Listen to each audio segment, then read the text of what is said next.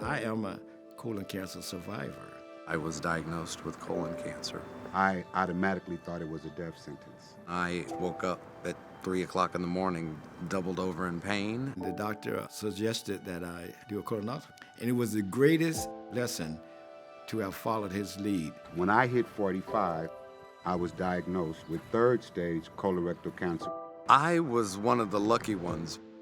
With more on Chadwick Boseman's passing, the actor died after a 4-year, very private battle with colon cancer, and he was just 43 years old. Chadwick Boseman was a patient of mine, became a dear friend, and really a catalyst for what we're doing right now to make a real difference. Colorectal cancer is actually the second leading cause of cancer death in the United States. This really is becoming a health urgency. And it's a particular problem in Black as well as Hispanic populations. A lot of us have cancer in common, whether you're a caregiver or whether you're the survivor. When you come around this group right here, you don't have to hold all that stuff together. Just let it go. Over these 20 years of doing this ministry, my strength comes from God. And sometimes I can't even think about it. I just have to do what I know to do. If we can catch this early, we can save lives. The challenge is just getting people to listen. With colorectal cancer, none of us are invincible.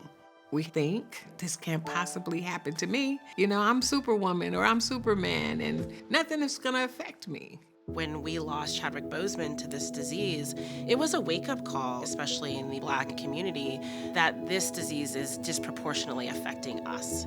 We know that Black Americans are 20% more likely to get colorectal cancer, 40% more likely to die from colorectal cancer. The incidence of colon cancer, especially in Black and brown communities, is skyrocketing. And it's skyrocketing for younger and younger populations. There's been this massive increase in young people being diagnosed with colorectal cancer under age 45. 15, 20 years ago, that wasn't the case. Everyone seemed to be over age 65. I was first diagnosed at the age of 45, and Dr. Bilchick took me in, performed the procedure, and I'm still here. Colon cancer is affecting men within the Black population at disproportionate rates. What's very clear is if we want to make a difference, we have to team up.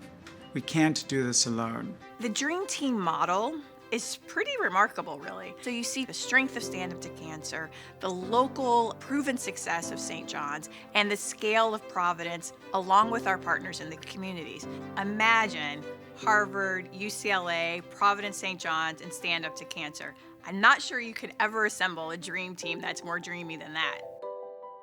Really grateful to be a part of this amazing effort that's taking place, this partnership with Stand Up to Cancer, partnership with Providence, partnership with individuals in our community. That we have one goal, one mission, and that it's not about any individual, and that gives us the best chance for success. This partnership that we've developed with Providence St. John brings together a leader in community medicine with a partner that has deep connections with patients. In that way, it allows us to bring the best science to bear the most quickly to the populations that would benefit the most. Providence brings access to many ministries, a very diverse group of people. It's doing something that really has not been done well by any other healthcare organization. We realized that we really did have an opportunity to make a meaningful and true difference in the communities where we serve. And we began to talk a little bit more about health equity and health inequity. We see it every day, from racial inequity to financial inequities. It's obviously a thing that needs a lot more work to make it equal for everyone. I think disparity in healthcare is everywhere. And I think there's a lot of fear and speculation when it comes to medical care. Colon cancer is preventable, but there clearly are issues with screening. There's always been this huge stigma associated with colon cancer. No one wants to talk about it. There's a big stigma associated with colonoscopy. Chadwick and I had many discussions about how we make a difference and how to emphasize the importance of screening within the community, especially the Black community. People make a big deal of colonoscopies, but for those people who have undergone a colonoscopy, I think most recognize that it's not what they think.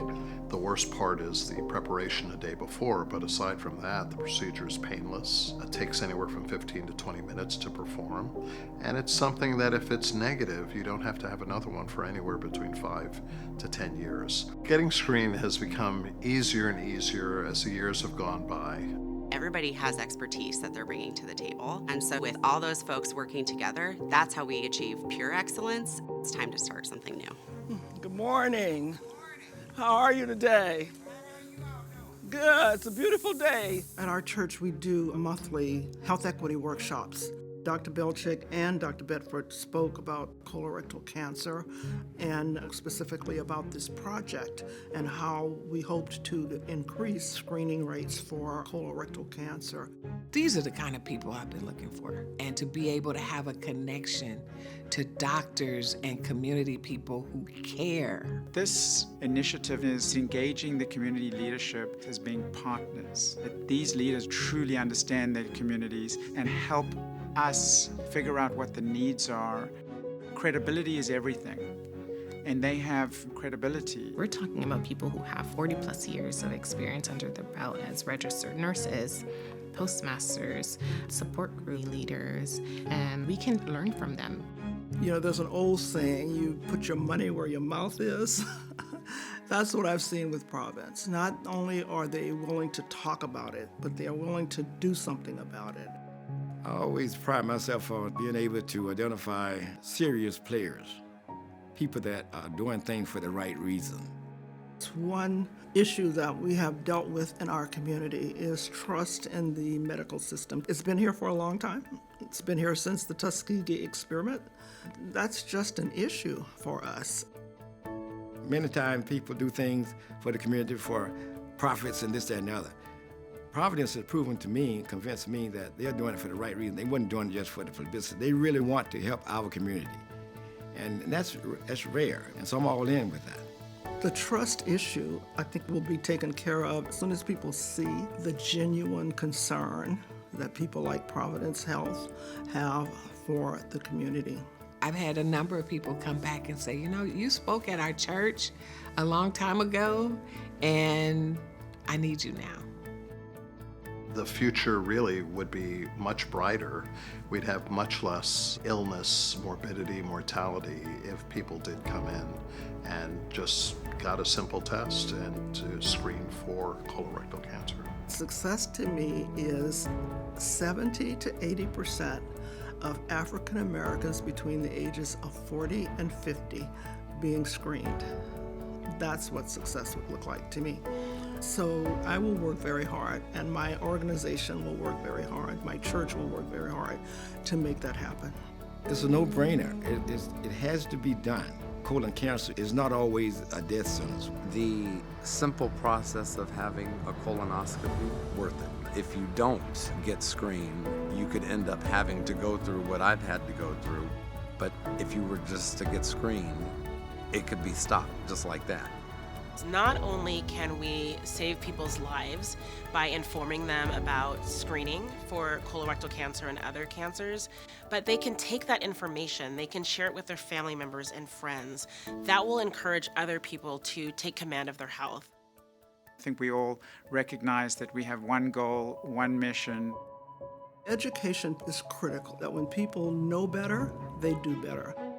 To be able to educate the community, not just my family, not just my neighbors, but the community on being aware of what to look for, what to notice, what to pay attention to, is so important, because if we can catch this early, we can save lives. And I'm not just talking about one life at a time, but we can save lives that will make a difference. And the impact of seeing a community change where the age of getting cancer is much later would be awesome.